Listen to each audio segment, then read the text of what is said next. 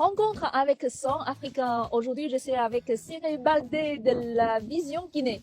Bonjour, bonjour à toutes, bonjour à tous. Très heureux d'être là aujourd'hui. Nous sommes dans la banlieue nord de Beijing, à une quarantaine de kilomètres du centre-ville, et nous sommes dans une ferme où il y a beaucoup de cerfs. Une ferme avec beaucoup de cerfs que je découvre avec le plus grand plaisir, ou plutôt que j'ai envie de découvrir avec le plus grand plaisir, parce que pour le moment, je n'ai vu que l'extérieur, donc j'ai hâte de voir l'intérieur pour en savoir davantage. Ok, on y va. On va apprendre à planter une sorte de légume sans terre. Cyril, est-ce que tu veux essayer? Oui, avec plaisir. Allez-y. On prend l'éponge Mm. et on s'assure que la partie qui est fendue apparaît bien. Mm. Et puis on prend une graine. Bon, j'ai envie de prendre 2 ou 3. Qu'est-ce qui va se passer si je prends 2 ou 3? En fait, il faut éviter de mettre 2 ou 3 graines dans la même éponge parce que D'accord. ça va gêner la pousse de chaque plante. Donc, chaque fois, une graine. Je respecte le cours et je maintiens une seule graine à l'intérieur. Mm. Là, c'est bon, Ah, c'est bon, c'est bien placé. bien placé. Et je prends un tube Mhm. pour bien inséminer l'éponge qui contient déjà la graine. Mm. Et est-ce que c'est bon? 这样可以吗？再往里多稍微深一点。 C'est correct. Le professeur a corrigé. Ouais, il faut enfoncer. L'apprenti va planter. Il n'y a pas de terre. Il n'y a pas de terre. Une fois on a planté et inséré dans ce tuyau, hein, on n'a plus besoin d'intervention régulière parce que il y a des systèmes d'arrosage.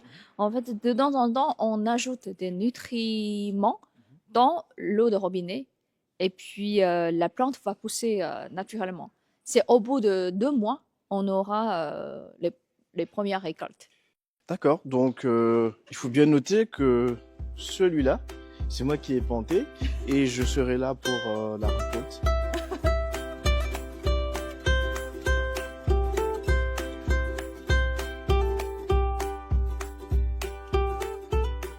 Voilà le résultat, Cyril, regarde. Alors, c'est pas le résultat de notre travail à nous, hein, c'est le résultat de la récolte qui a été faite il y a 2 mois, du travail qui a été fait il y a 2 mois. Voilà, donc il faut attendre 2 mois pour voir ce qu'on a planté aujourd'hui. Mais par contre, Cyril, est-ce que c'est inspirant cette méthode de plantation? C'est très inspirant, moi j'ai été très ébahi quand j'ai entendu l'expression hydroponie, la culture sans terre, et il fallait voir pour y croire. Maintenant que j'ai vu, je crois que c'est quelque chose qui est faisable chez moi. En Guinée, la culture cultivée sans terre, pour moi c'est nouveau, et c'est innovant. Et on économise l'eau, on économise l'espace, et surtout, on gagne un temps.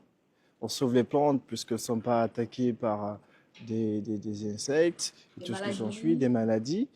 Donc ils peuvent détruire la récolte et tout, détruire les fruits ou les légumes issus de plusieurs jours ou de semaines de travail.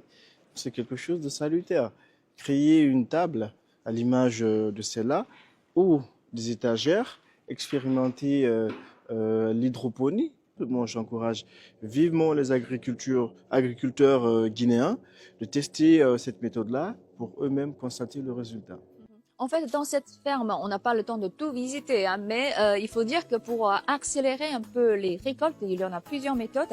Il y a la plantation sans terre, il y a aussi la plantation sous serre. Par exemple, en hiver, les fraises sont très appréciées par les consommateurs chinois. Et donc, avec la plantation sous serre, on peut récolter 2 fois en hiver. C'est génial ça. Petite surprise, une journée à la ferme dans la banlieue de Beijing, au Pékin. On essaie de découvrir une ferme qui pratique la culture sous serre. Voilà.